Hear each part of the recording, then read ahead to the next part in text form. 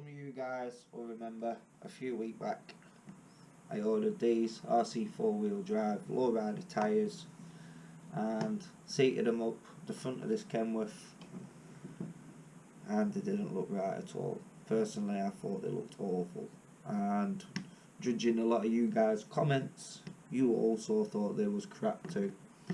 So I kind of agreed on that one.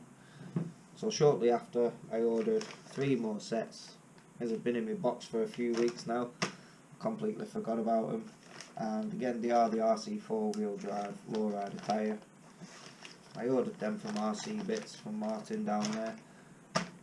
Get odd crawler bits and bobs off him at times. So he had those in stock. So I've got a few more pairs. And basically, I can put them up the rears. So when I come to straightening the springs out on the front and the front droops, it should all level out nicely. But not only that, it should look much better with the rear. And when we get the arches on as well with them, should be a nice bit of clearance between the arch and the between the tyres and the fenders, sorry, and hopefully prevent some of that rubbing. So I'm just going to take these wheels off and we'll swap the tyres over.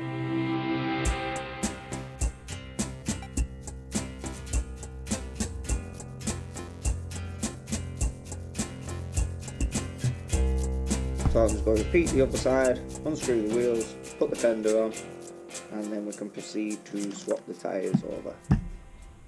So there we have it, arch is back on and the wheels and tyres are off. So I'm just going to pop all the original tyres off the rims.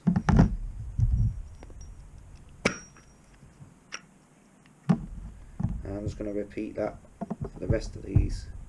Pop them to one side. So there's the rims, and there's the RC 4-wheel drive tyre. We're just going to pop these ones back into place.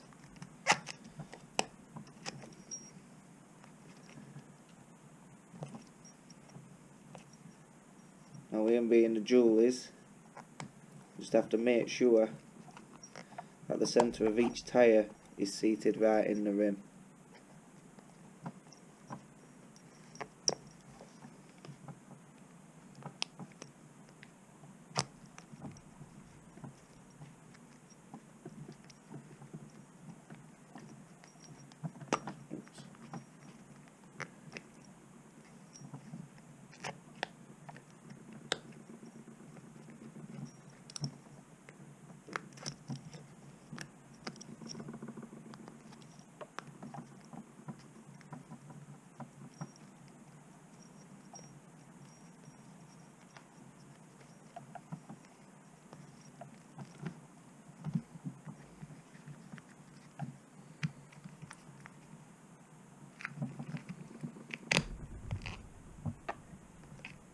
This one is just slightly trickier, a bit more fiddly,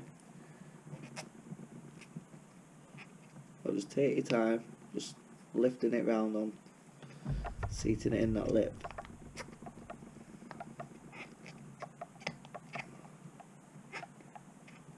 There we go. And then you can just seat the outside. A very, very, very tight fit. Quite like that. Don't feel like they're just going to blow off the rims as easy. Yeah, they look cool.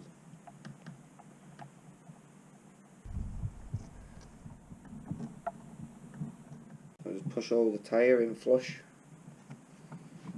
See on this one, it's just a case of getting a little beads just to pop into the rim. They do seat in there, they just want working in.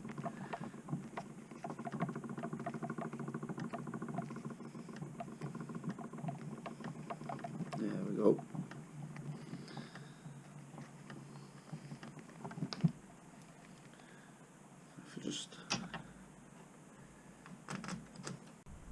That was like a little paper gap under there.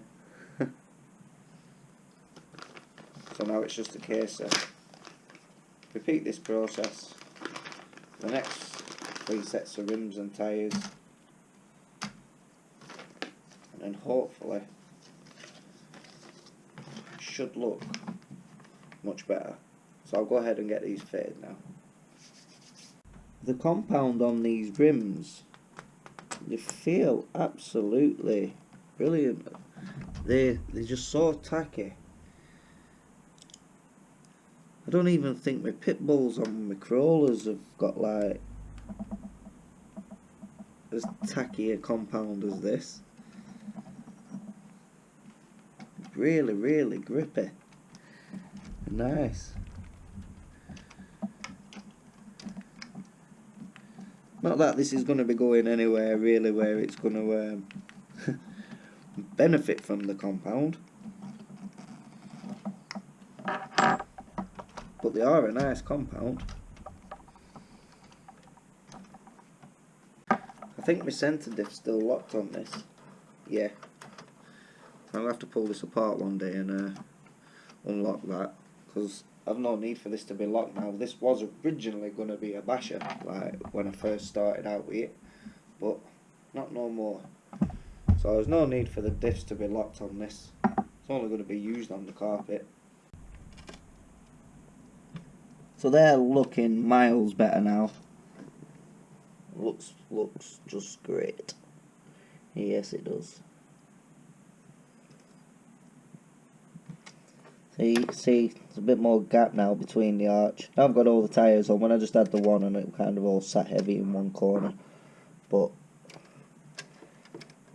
I've got the little bumper stops anyway on the suspension, so it doesn't really have much give. But with the normal tyres, they would be rubbing now, so if you get a bit of a heavy load on a trailer,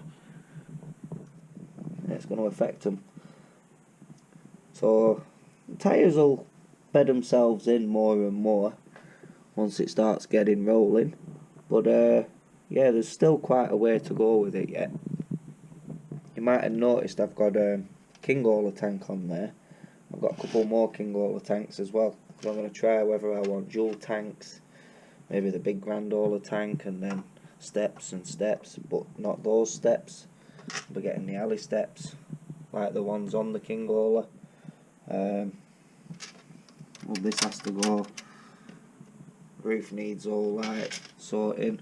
There's the Axial casings that I need to get yet, and the alley tanks, and then I need to swap out the drive shafts. There's going to be over 150 LEDs on the whole thing. There's 55 just on the front. So yeah, still a long way to go. So this will be just popping in now, every now and again with a video, because it's getting to all like really the costly upgrades. So it's just when and as I can afford them while saving up for them. So this is just like an ongoing little project now in the background. I'd love to have it done sooner, but like I say, it's finances. But the wheels, they're the RC 4-wheel drive low rider tyres. And yeah, it looks really good with them low riders on the rear. So it's transforming the look. The look's always being transformed. And this is going to be a nice little thing growing in the background. Also, I've got another thing to go through with you at some point, because scaleART, they kindly sent me some blank 32-inch tapered chassis rails, so I could start up a custom build. But it doesn't have to be all OTT with alley everything like this. We can just build up something nice, mainly just to start up something from scratch and show you guys on drilling chassis and stuff. And basically, just don't be scared of having a go. If you want to build something from scratch and you're worried, don't worry. Worst thing you're going to do is make a mistake. So you just learn from that and carry on. That's all we can do. If you like that video, you want to see more, give us a like. drop me a comment and feel free to subscribe, and don't forget to hit that notification bell, and I shall catch you guys in the next video. So ciao for now, guys.